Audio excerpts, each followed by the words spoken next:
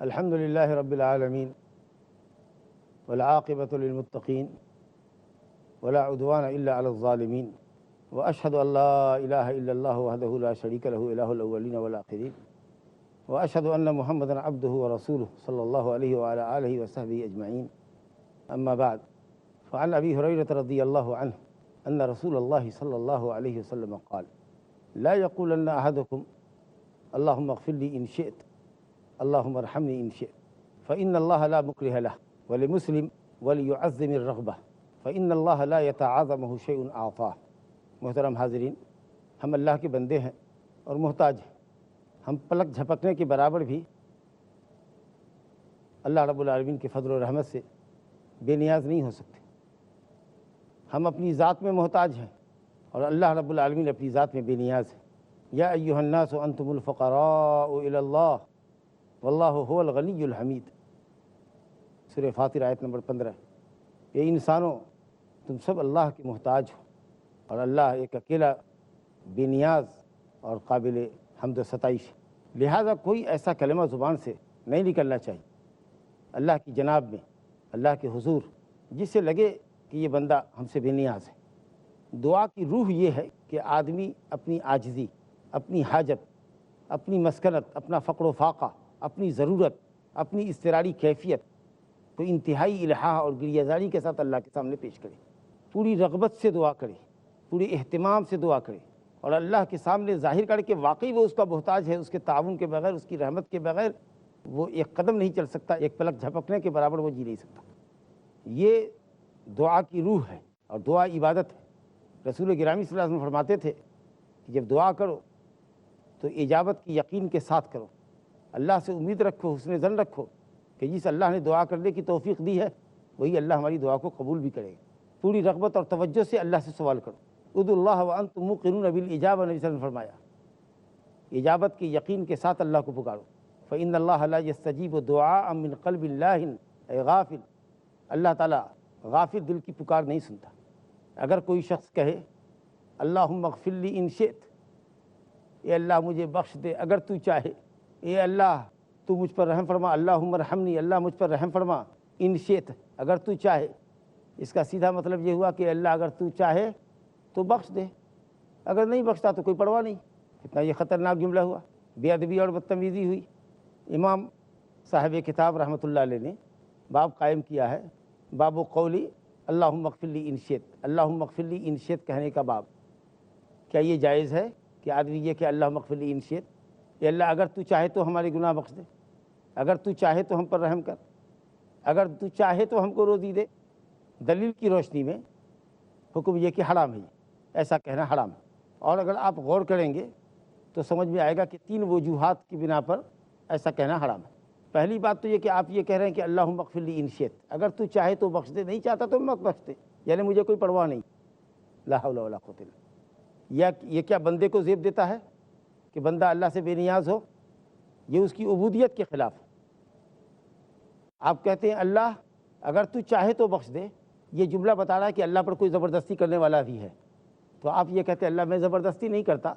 اگر آپ لائک کرتے ہیں تو بخش دیجئے، نہیں لائک کرتے ہیں مت بخش دیجئے۔ کوئی دوسرا زبردستی کرتا ہو آپ پر تو کرتا ہو، میں نہیں کرتا، نعوذ باللہ، کہ اللہ پر کوئی زبردستی کرنے والا ہو، یہ اس کی ربوبیت کے خلاف ہوگا۔ اگر کوئی یہ شعور رکھ کر کے یہ بات کر رہا ہے تو توحید ربوبیت اس کا ڈیمیج ہے۔ کوئی بھی اللہ پر زبردستی نہیں کر سکتا، کوئی بھی اللہ کے فیصلے کو نہیں ٹال سکتا۔ اگر اللہ بخشنا چاہتا ہے کوئی نہیں روک سکتا،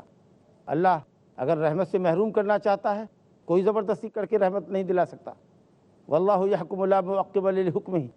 اللہ فیصلہ کرتا ہے، اس کے فیصلے کو کوئی ٹال نہیں سکتا، فیصلے پر کسی کو اعتراض کی مجال نہیں۔ اور تیسری وجہ کہ آپ کوئی سوال کر رہے ہیں تو اللہ کی مشیت پر اس کو معلق کریں، اللہ اگر تو چاہے تو دے دے، یعنی ہم نے تو بڑا سوال کیا ہے تو تو چاہے تو دے، اور نہیں اگر تیرے لیے بوجھل ہو، کچھ بڑا ڈیمانڈ میں نے کر دیا تو پھر تیری مرضی ہے۔ تو یہ بھی اللہ رب العالمین کی عظمت اور اس کے جود سخا اور اس کی کمال سلطنت کے منافی بات۔ اللہ کے لیے کوئی چیز مشکل نہیں، کوئی چیز مشکل نہیں ہے۔ یہ آدمی کے درمیان جب گفتگو ہوتی ہے، کوئی کسی سے بڑی چیز مانگتا ہے تو وہاں یہ کہتا ہے، مثال کے طور پر بات کو آپ کے ذہن سے قریب کرنے کے لیے، اگر کوئی کسی سے مانگے کہ 10 لاکھ روپے دو اور یہ لگا دے کہ اگر آپ چاہیں تو، اس کا مطلب صاف یہ ہوتا ہے کہ ہم نے جو رقم مانگی ہے ہو سکتا ہے کہ یہ ڈیمانڈ بھاری ہے، مشکل ہے، تو ہم کوئی پریشر نہیں آپ پر ڈال رہے ہیں، اگر آپ چاہیں تو دیں، آپ کے لیے آسانی ہو تو دیں، ادروائز کوئی ہماری طرف سے کوئی فورس نہیں ہے، کوئی تاکید نہیں ہے، کیونکہ آپ نے ڈیمانڈ کیا، آپ کو لگتا ہے کہ یہ ڈیمانڈ بھاری ہے، مشکل ہے اس کے لیے دینا، تو آپ کہتے ہیں اگر آپ چاہیں تو۔ اللہ کے لیے آپ کے کسی بھی ڈیمانڈ کو پورا کرنا کوئی مشکل نہیں۔ آپ بڑے سی بڑی چیز کا سوال کر لیجیے، وہ اللہ جس نے کائنات کو لفظ کن سے پیدا کیا، وہ اللہ کہ جس کے جود و سخا کی مثال خود اللہ نے بیان کی ہے، یہ حدیث میں آیا ہے کہ اگر تمام مخلوقات کو اللہ رب العالمین اس کی حاجت اور ضرورت کے مطابق نہیں بلکہ اس کے سوال کے مطابق عطا کر دے تو بھی اللہ رب العالمین کے جود و سخا کے سمندر میں اتنی کمی بھی نہ آئے جتنی کہ سمندر میں سوئی ڈال کر سوئی نکالنے سے سوئی کے نوک پر پانی سمندر کا گھٹتا ہے، اتنا بھی نہ گھٹے، یعنی کچھ بھی نہ گھٹے۔ تو کوئی بھی چیز اللہ کے لیے مشکل نہیں، بس شرط یہ کہ ایسا سوال مت کیجیے جو آپ کے لیے جائز نہ ہو، ایسا سوال نہ کیجیے جو آپ کے لیے جائز نہ ہو، یہ جائز نہیں۔ کوئی کہے کہ اللہ تعالیٰ مجھ کو نبی بنا دے، نعوذ باللہ، نبوت مانگنے سے ملتی ہے، اور پھر نبی صلی اللہ علیہ وسلم کے ختم نبوت کے بعد آپ صلی اللہ علیہ وسلم خاتم النبیین ہیں، اس کے بعد اگر آپ یہ دعا کرتے ہیں تو یہ بہت بڑی بدعقیدگی ہے، وہ بڑی بدتمیزی تو ہے ہی اللہ کے ساتھ، بہت بڑی بدعقیدگی بھی ہے۔ اور اگر یہ سمجھتے ہیں کہ نبی صلی اللہ علیہ وسلم کے بعد بھی کوئی نبی ہو سکتا ہے تب تو آپ دائرہ اسلام سے خارج ہیں۔ اسی طریقہ سے کوئی گناہ کا سوال مت کیجیے، اللہ تعالیٰ ہم کو برائی کرنے پر قادر کر دے، اللہ رب العالمین فلاں کے باپ بیٹے کے درمیان رشتہ ختم کر دے، فلاں میاں بیوی کے درمیان طلاق ہو جائے، اس طرح کے گناہوں کی دعا نہ کیجیے، تو انشاءاللہ تعالیٰ اچھی دعا ہوگی، یقین کے ساتھ ہوگی، الہا اور گریہ زاری کے ساتھ ہوگی، اور پورے اپنی عاجزی اور فروتنی کو، اپنی حاجت کو اللہ کے سامنے آپ رکھیں گے، انشاءاللہ دعا قبول ہوگی۔ یہ اللہ رب العالمین کی جناب میں گستاخی ہے، اور 3 وجہیں آپ کے سامنے بتائی، ان 3 وجہوں سے یہ حرام ہے کہ آدمی یہ کہے اللہم اغفر لی ان شئت۔ جو حدیث میں نے آپ کے سامنے پڑھی صحیحین کی روایت ہے، نبی کریم صلی اللہ علیہ وسلم نے فرمایا، ابو ہریرہ رضی اللہ عنہ راوی ہے، کہ تم میں کا ہرگز کوئی یہ نہ کہے کہ اللہ تو مجھے بخش دے، اگر تو چاہے اللہ تو مجھ پر رحم فرما، اگر تو چاہے، کیوں؟ اس سے کہ فإنہ لا مکرہ لہ، علت بتائی جا رہی، وجہ بتائی جا رہی، کیونکہ اللہ پر کوئی زبردستی کرنے والا نہیں۔ تم یہ ان شئت اس لیے کہہ رہے ہو کہ تم یہ سمجھ رہے ہو کہ اللہ پر کوئی زبردستی کرتا ہے، نہ چاہتے ہوئے بھی کوئی کام اس سے کرواتا ہے، نہیں، اور تم یہ بتا رہے ہو کہ اللہ ہم زبردستی نہیں کرتے، اللہ پہ کوئی زبردستی نہیں کر سکتا، یا یہ سمجھ کے کہہ رہے ہو کہ اللہ پر یہ سوال مشکل ہوگا، بھاری ہوگا، تم نے کوئی بڑی چیز مانگی، نہیں۔ دوسری روایت میں ہے وَلْيُعَظِّمِ الرَّغْبَةَ، خوب رغبت کے ساتھ مانگو اور بڑی سے بڑی چیز مانگو، فإن اللہ لا يتعاظمہ شیء، اللہ پر کوئی چیز بڑی نہیں ہے، اللہ کے لیے کوئی چیز بڑی نہیں ہے۔ جو تم مانگتے ہو، دینی منصب مانگو، مال و دولت مانگو، اولاد مانگو، نیکی اور بھلائی کا سوال کرو، آخرت کا سوال کرو، جنت الفردوس کا سوال کرو، سب سے اعلیٰ جنت ہے جنت الفردوس۔ خود نبی صلی اللہ علیہ وسلم نے فرمایا اذا سألتم اللہ فسألوہ الفردوس، جب سوال کرو جنت کا تو جنت میں بھی کیٹیگریز ہے، نیچے والی جنت کا نہیں، اللہ تعالیٰ سے فردوس سے اعلیٰ کا سوال کرو، تو بڑا سے بڑا سوال کرو، تو نہ کوئی چیز بڑی ہے اللہ کی نگاہ میں، نہ کوئی زبردستی کرنے والا ہے اللہ کے اوپر، تو اس لیے یہ بے ادبی ہوگی، اور اس سے اللہ رب العالمین کی توحید ربوبیت اور خود آپ کی توحیدی عبادت اور اللہ رب العالمین کے جود و احسان اور اس کی عظیم سلطنت کے اوپر اس سے ضرب پڑتی ہے، اس لیے یہ جملہ کہنا ان شیطا کا معلق کر کے حرام ہے۔ اس کے بعد ہم ایک نیا باب آپ کے سامنے شروع کرنے جا رہے ہیں۔ مؤلف رحمۃ اللہ علیہ نے باب قائم کیا ہے، باب لا یقال عبدی و امتی، کوئی شخص اپنے غلام کو اور اپنی لونڈی کو عبدی اور امتی کہہ کر نہ پکارے، کیونکہ حقیقت میں عبودیت یا عبدیت یہ اللہ کے لیے، حقیقت میں عبدیت اللہ کے لیے، ہم سب کے سب اللہ کے بندے ہیں اور ہماری عورتیں اللہ کی باندیاں، لیکن غلام ہے وہ آپ کا،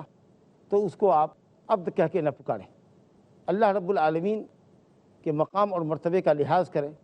یہ لفظ اللہ رب العالمین کی شان میں اچھا نہیں ہو رہا ہے، یا اس لفظ سے اللہ رب العالمین کی عبودیت کے تعلق سے ایک منفی پیغام جا رہا ہے، لہذا عبدی اور امتی نہ کہے۔ اہل علم نے یہاں گفتگو کی ہے، تھوڑی سی تفصیل میں آپ کو لے جانا چاہتے ہیں۔ عبد اور اما کا معنی تو آپ نے سمجھ لیا، عبد مانے غلام، اما مانے لونڈی۔ اما کہتے ہیں مؤنث کو، لونڈی کو، اور عبد کہتے ہیں مذکر۔ تو اگر کوئی شخص عبد کی اضافت دوسرے کی طرف کرے، جیسے کہے عبد فلاں، فلاں کا غلام، فلاں کی لونڈی، تو یہ جائز۔ نبی صلی اللہ علیہ وسلم نے فرمایا لیسا علی المسلم فی عبدہ ولا فی فرسہ صدقہ۔ وقت ہو گیا ہے ایک وقفے کا، انشاءاللہ وقفے کے بعد گفتگو جاری رہے گی۔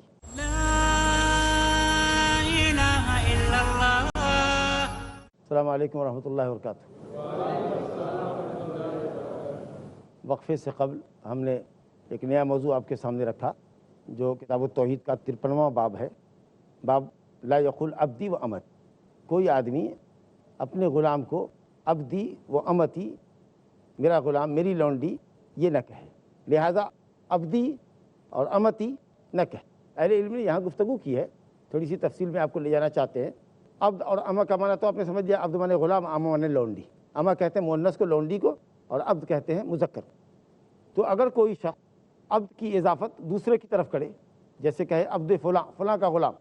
فلاں کی لونڈی، تو یہ جائز۔ نبی صلی اللہ علیہ وسلم نے فرمایا لیسا علی المسلم فی عبدہ ولا فی فرسہ صدقہ، کیونکہ جیسا کہ عرض کیا گیا کہ عبودیت، حقیقت میں عبودیت اللہ کا حق ہے۔ اس لفظ سے اللہ کے حق کے عبودیت کے اوپر ضرب پڑتی ہے، اس لیے اس لفظ کے استعمال کو ناپسند کیا گیا۔ میں نے آپ سے عرض کیا کہ اگر عبد کی اضافت دوسرے کی طرف کرے، اس میں ضمیر غائب کے لیے عبدہ، تو نبی صلی اللہ علیہ وسلم کی حدیث میں بھی آیا ہے، صحیح بخاری کی حدیث ہے، لیس علی المسلم فی عبدہ ولا فی فرسہ صدقہ۔ مسلمان کے اوپر اس کے غلام کے تعلق سے اور اس کے گھوڑوں کے تعلق سے کوئی زکوٰۃ نہیں، یعنی غلام میں اور گھوڑوں میں کوئی زکوٰۃ نہیں، الا ہے کہ وہ غلام اور گھوڑے تجارت کے لیے ہوں تو اموال تجارت میں جو زکوٰۃ کا فارمولہ ہے وہ لاگو ہوگا۔ غلام پر کوئی زکوٰۃ نہیں، گھوڑوں میں کوئی زکوٰۃ، یعنی غلام کی زکوٰۃ غلام سے، اور گھوڑے کی زکوٰۃ گھوڑے کی شکل میں نہیں نکلے گی۔ آپ نے یہاں فی عبدہ ہی کہا، لیس علی المسلم فی عبدہ، اس کے غلام میں۔ عبدی، میرا غلام، اگر آپ غلام کی غیر موجودگی میں جو کہتے ہیں میرا غلام، جیسے دوست سے گفتگو ہو رہی ہے اور آپ کہہ رہے ہیں کہ میں نے اپنے غلام کو کھانا دے دیا، میں نے اپنے غلام کو آج 100 روپیہ دے دیا، میں نے اپنے غلام کے لیے کپڑا خرید دیا، اگر آپ یہ کہہ رہے ہیں، خبر دے رہے ہیں، اور غلام وہاں حاضر بھی نہیں ہے تاکہ اس کو ذرا سا خراب لگے کہ کتنی مرتبہ کہہ رہے ہیں غلام غلام عبد، کیونکہ جب عبد آتا ہے نا تو معبود کا تصور آتا ہے، اور حقیقت میں ہم سب اللہ کے غلام ہیں، عبد ہیں، اور ہم سب کا حقیقی معبود اللہ ہے۔ تو اہل علم نے کہا کہ غلام کے لیے عبدی کہنا اس کی غیر موجودگی میں، اور صرف دوسرے کو خبر دینا کسی بات کی، اگر وہ موجود ہو وہاں اور تب آپ خبر دے رہے ہیں کہ میں نے اپنے اس عبد کو آج کپڑا خرید کے دیا ہے، تو اہل علم نے کہا کہ یہ مکروہ ہے، علی الاقل درجہ کراہت کا، بعض علماء نے کہا حرام ہے۔ یہ عبدی کے تعلق سے ہے، خطاب ہے عبد کا، تیرا غلام، تیری لونڈی، اس کے سلسلے میں حدیث آئی ہے موانعت کی۔ اور اسی طریقہ سے کہیں عبد فلاں، فلاں کا غلام، عبد محمد، میری ملاقات ہوئی محمد کے غلام سے، احمد کے غلام سے، عبداللہ کے غلام سے، اس میں ظاہر کی طرف اگر عبد کی اضافت ہو تو بھی کوئی حرج نہیں ہے۔ بہرحال یہاں حدیث ہمارے سامنے صحیحین کی ہے، ابو ہریرہ رضی اللہ عنہ سے، رسول گرامی صلی اللہ علیہ وسلم فرماتے ہیں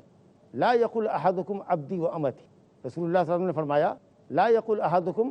اطعم ربک ووضع ربک ولیقل سیدی و مولایا ولا یقل احدکم عبدی و امتی ولیقل فتایا و فتاتی و غلامی۔ رسول اللہ صلی اللہ علیہ وسلم نے فرمایا کہ تم میں کا کوئی یہ نہ کہے اطعم ربک، لفظ پہ غور کیجئے، اطعم ربک، اپنے رب کو کھلاؤ، ووضع ربک، اپنے رب کو وضو کراؤ، اپنے رب کو، یہ جب کہہ رہے ہیں تو اس کا یہ مطلب ہے کہ آپ دوسرے کے غلام کو یہ کہہ رہے ہیں کہ تم اپنے رب کو کھلا دو، اپنے رب کو وضو کراؤ۔ یا ہو سکتا ہے کہ رب سے مراد آپ اپنی ذات کو مراد لے رہے ہوں کہ مجھ کو کھلاؤ، مجھ کو پلاؤ، لیکن ذرا سا آدمی اپنی عظمت شان کا اظہار کرتے ہوئے کہے، ایک طرح سے عجب اور کبر ہے، جیسے نوکر کو کوئی کہے کہ بھائی تم نے اپنے مالک کو چائے نہیں پلائی، ایک لفظ یہ ہوتا ہے کہ مجھے چائے پلاؤ، مگر یہ نہ کہہ کر کے فخر کا اظہار کر رہے ہیں اور اس کو نوکر ہونے کا احساس دلا رہے ہیں کہ تم نے مالک کو چائے نہیں پلائی، تم نے اپنے مالک کو چائے نہیں پلائی۔ تو یہ بھی ہو سکتا ہے کہ اطعم ربک، اپنے رب کو کھانا کھلاؤ، مطلب اس کو اپنی ذات مراد لے رہا ہے۔ بہرحال یہ لفظ کہنا آپ نے فرمایا کہ جائز نہیں ہے، علی الاقل درجے میں، یہ کم سے کم درجے میں کراہت ہے۔ اطعم ربک، اپنے رب کو کھانا کھلاؤ۔ آپ جانتے ہیں کہ الرب اللہ سبحانہ تعالیٰ کے ناموں میں سے ایک بہت پیارا نام ہے اور بہت مشہور نام ہے۔ رب کو کھانا کھلاؤ، رب تعالیٰ سارے جہان کو کھلاتا ہے، وہ نہیں کھلایا جا سکتا اور اس کو کھانے کی حاجت نہیں ہے۔ ٹھیک ہے کہ ہم یہ کہہ رہے ہیں اگر یہ لفظ کہ اطیعوا ربک تو وہاں پر انسان مراد ہے، رب العالمین مراد نہیں ہے، لیکن اس لفظ کے ساتھ ادب برتو، کیونکہ لفظ رب اللہ تعالیٰ کے لیے استعمال ہوتا ہے، اللہ کے ناموں میں سے، اسماء الحسنیٰ میں سے ایک نام ہے۔ تو اس لفظ کی رعایت کرتے ہوئے اگرچہ آپ وہاں رب العالمین مراد نہیں لے رہے، اگر کہہ رہے ہیں اپنے رب کو کھلاؤ، اپنے رب کو پلاؤ، وہاں رب العالمین آپ کا مقصود نہیں ہے، لیکن پھر بھی اس لفظ کی رعایت کرتے ہوئے یہ لفظ نہ کہو کہ اپنے رب کو کھلاؤ۔ اور معنوی اعتبار سے بھی اگر دیکھیے تو غلام کی ذلت ہے، تذلیل ہے کہ اپنے رب کو کھلاؤ، وہ یہ سمجھے گا کہ دیکھو یہ اپنے کو رب کہتا ہے اور مجھے مربوب سمجھتا ہے، تو معنوی اعتبار سے بھی اس کی تذلیل اور توہین ہوتی ہے، اس لیے اس لفظ کا استعمال نہیں کر سکتے۔ لیکن اس میں تفصیل ہے، غائب کی ضمیر کی طرف ربہ، یا قرآن مجید میں آیا ہے، حضرت یوسف علیہ السلام نے ذکر کیا جیل کے قیدی کے سامنے، وَاذْكُرْنِي عِنْدَ رَبِّكَ، اپنے رب کے پاس میرا ذکر کرنا، مراد بادشاہ کے پاس۔ تو اہل علم نے جواب دیا ہے کہ یہ پہلی شریعت کا معاملہ ہے، یا پھر یہ ہے کہ اس کو کڑا ہاتھ پر محمول کیا جائے کہ یہ لفظ نہیں کہنا چاہیے لیکن خلاف اولا ہے، لیکن بہتر جواب یہ ہے کہ یہ اس شریعت میں رہا ہوگا، اگلی شریعت میں۔ ہماری شریعت میں یہ ہے کہ ہم آقا کو، مالک کو رب رکھیں۔ اسی طریقے سے ضمیر غائب کی طرف اشارہ کر کے ربہ ربہا، حدیث میں آیا ان تلد الامۃ ربہا ربتہا، لونڈی اپنی مالکن کو جنے گی، اپنے مالک کو جنے گی، یعنی ایسا زمانہ آئے گا کہ ماں کی اولاد، بیٹے اور بیٹیاں ماں پر ایسی حکومت کریں گے جیسے کہ ماں نے بیٹا اور بیٹی نہیں جنا بلکہ مالک اور مالکن جنا ہے، اس طرح کا سلوک کریں گے آخری زمانے میں ماں کے ساتھ۔ تو ربہا و ربتہا آیا ہے۔ تو اہل علم نے گفتگو کی ہے کہ ربہ ربہا کہہ سکتے ہیں، یا خود غلام یہ کہے کہ ربی، اپنے آقا کو کہے ربی، جیسے حضرت یوسف علیہ السلام نے عزیز مصر کے لیے، جن کے گھر میں وہ پلے بڑھے تھے، کہا کہ میں کیسے ان کے ساتھ خیانت کر سکتا ہوں، انہ ربی احسن مثوایا، انہ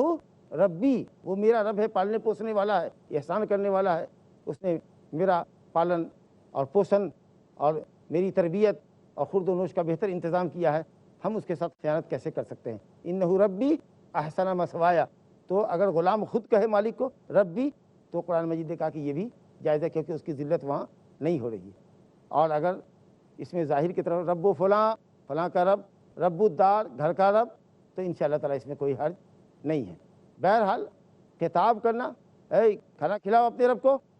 کھانا کھلاؤ اپنے رب کو، اپنی ذات مراد لے رہا ہے، یا کسی کے غلام کو کہہ رہا ہے اس کے مالک کی طرف کہ اپنے رب کو کھلاؤ، اس میں تذلیل کا پہلو ہے، اور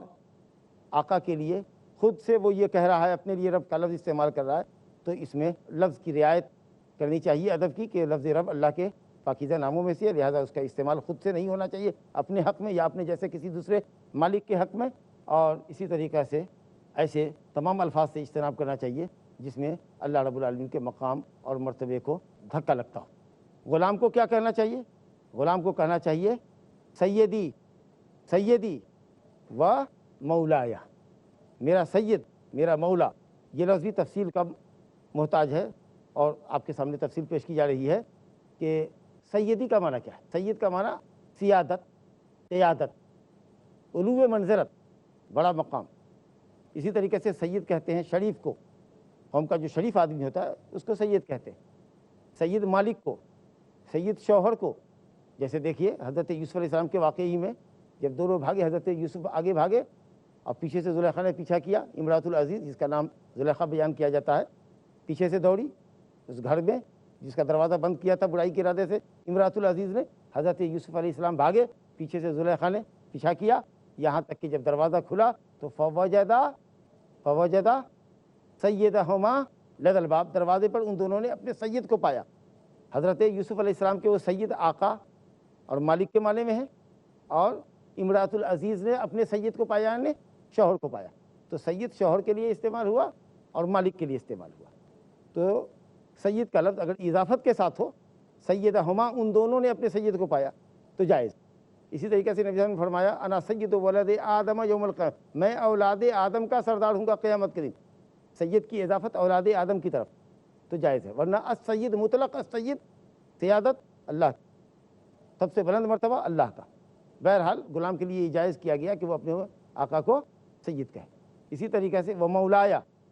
کہ مولا، مولا کے بھی بہت سارے معنی آتے ہیں، دسیوں بیسیوں معنی آتے ہیں مولا کے۔ مولا کارساز، مولا دوست ناصر، مولا اللہ کی ولایت ہے، حکمرانی، تو ظاہر ہے کہ ولایت مطلقہ اللہ کے لیے، لیکن ولایت نصرت کے معنی میں، حمایت کے معنی میں، دوستی کے معنی میں، مالک کے معنی میں، تو اس معنی میں یہ غیروں کے لیے بھی استعمال ہوتا ہے۔ فإن اللہ هو مولاه وجبریل وصالح المؤمنین، قرآن نے کہا کہ اللہ اپنے نبی کا مولا ہے، جبریل مولا ہے، اور مومنین بھی نبی کے مولا ہیں، یعنی دوست ہیں، ناصر اور مددگار ہیں۔ تو مولا کے کئی معنی آتے ہیں۔ آدمی اپنے مالک کو، غلام اپنے مالک کو کیا کہے گا؟ سیدی و مولایا۔ مسلم ایک روایت ہے کہ تم میں کا کوئی اپنے مالک کو مولایا نہ کہے، فإن مولاکم اللہ، تم سب کا مولا اللہ ہے۔ تو اس کو بھی خلاف ادب پر محمول کیجیے کہ یہ لفظ بھی مکروہ ہے لیکن جائز ہے۔ تو غلام کے لیے آپ صلی اللہ علیہ وسلم نے ہدایت فرمائی کہ وہ اپنے مالک کو رب نہ کہے، الا کہ اگر وہ خود چاہے رب کہنا تو کہہ سکتا ہے، جیسے کہ آپ نے سنا، لیکن بہتر ہے اس کے لیے کہ وہ سید کا لفظ استعمال کرے، سیدی و مولایا۔ تیسرا جملہ حدیث کے اندر ہے ولا یقل احدکم عبدی و امتی، اسی سے عنوان قائم کیا تھا کہ یہ نہ کہے میرا بندہ اور میری لونڈی، تم سب اللہ کے بندے ہو، تمہاری عورتیں اللہ کی باندیاں ہیں، تو یہ نہ کہو، اور خاص کہ جب وہ موجود ہو تو نہ کہو، تاکہ جو حقیقی عبودیت جو اللہ کا حق ہے اس پر اس کی کوئی ضرب نہ لگے۔ بلکہ اس کے بعد فرمایا جا رہا ہے کہ وہ یہ کہے فتایا و فتاتی و غلامی، میرا جوان، میری خادمہ، میرا غلام، اس میں کوئی بھی لفظ ایسا نہیں ہے جس سے اللہ رب العالمین کی عظمت کو کوئی دھکا لگے۔ تو اس لیے مالک کو چاہیے کہ فتایا، لڑکے کو، نوجوان کو کہے فتح، اور لڑکی کو کہے فتات، غلام کہے، عبد کا لفظ اور امر کا لفظ نہ کہے، کیونکہ حقیقت میں یہ لفظ اللہ کے لیے استعمال ہوتا ہے۔ وباللہ تعالیٰ توفیق، وصلی اللہ علی نبینا محمد وآلہ وصحبہ اجمعین۔ اللہ اللہ یا ربی یا اللہ، اللہ یا ربی یا اللہ، لا إله إلا الله، لا إله إلا الله، لا إله إلا الله، محمد رسول الله۔